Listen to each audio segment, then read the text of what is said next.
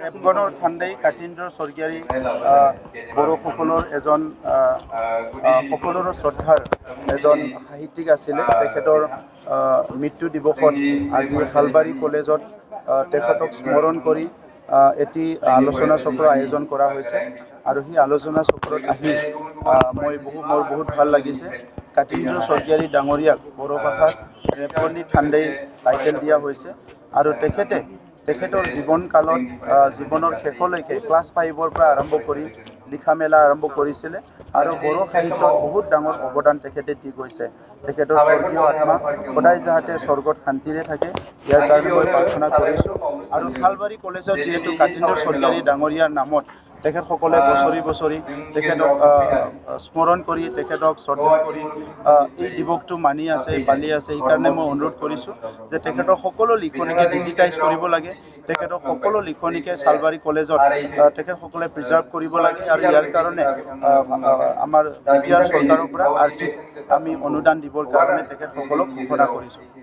আপোনালোকে দেখা পাই আছে 4-5 বছৰত আমি ৰাইজৰ আগত কৈ আছোঁ যে UPPL মডেলৰ যিটো ৰাজনীতি, সেইটো শান্তি, সকলো জাতি জনগোষ্ঠীৰ নিৰাপত্তা আৰু সমন্বয় কৰা আৰু সকলো জাতি জনগোষ্ঠীৰ উন্নয়ন।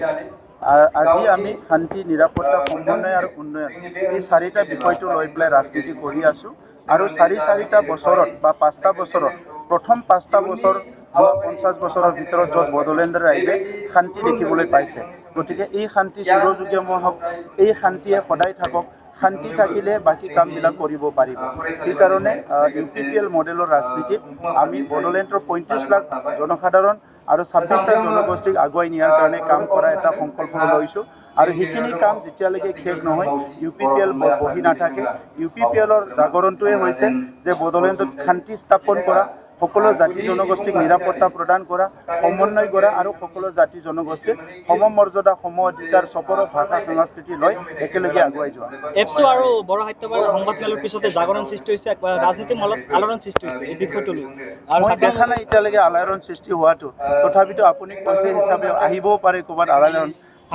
মহিলাৰে কৈছে 20টা ভগাই ল'ব, বিষয়টো কি চাওক, তেখেতেতো 22টা ঘোষণাই কৰিলে, 2টা মাইনাছটো ক'ত কৰিব? দেৱাৰগাঁওটো দিব না আমাক কচুগাঁওটো মাইনাছ কৰি দিব? তেখেতেই ক'ব লাগিব, মোৰতো ক'ব লগা নাই। 20টা লগ হোৱাৰ পিছত আৰু বহুত মাইনাছ হৈ যাব। UPPL সম্পূৰ্ণ সাজু বিজেপিক নেতৃত্ব কৰা। কি কৈছে? UPPL দলে সম্পূৰ্ণ সাজু আছে না বিজেপি নেতৃত্ব? চাওক, দলৰ এটা নীতি নিয়ম থাকে, দলৰ বিভিন্ন লেভেলৰ কমিটি থাকে। সেই কমিটিবিলাক আলোচনা কৰিব যিটো কাম বড়োলেণ্ডৰ 35 লাখ জনসাধাৰণৰ কাৰণে ভাল হয়, যিটো কামটো কৰিলে বড়োলেণ্ডৰ 26টা জনগোষ্ঠীৰ ভাল হয়, সেই কামটোৱে কৰিম।